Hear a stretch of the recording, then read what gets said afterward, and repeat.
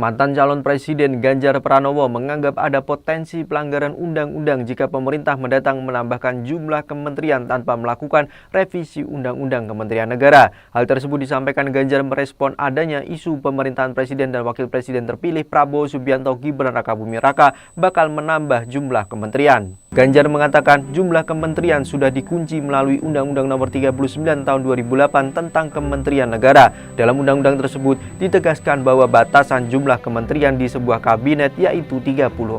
Prabowo disebut-sebut ingin kementeriannya kelak berjumlah 40. Ganjar mengatakan wajar jika gagasan menambah jumlah kementerian dicurigai publik sebagai bentuk transaksi politik. Untuk itu, dia mengingatkan jika pemerintahan Prabowo Gibran akan menambah jumlah kementerian, maka Undang-Undang Kementerian Negara harus diubah terlebih dahulu. Hal tersebut jelas Ganjar diperlukan agar pemerintah kelak berjalan sesuai aturan yang ada.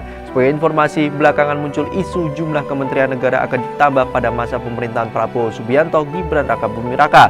Wakil Ketua Umum Partai Gerindra Habibur Rahman mengatakan bahwa Indonesia memerlukan banyak kementerian karena merupakan sebuah negara yang besar.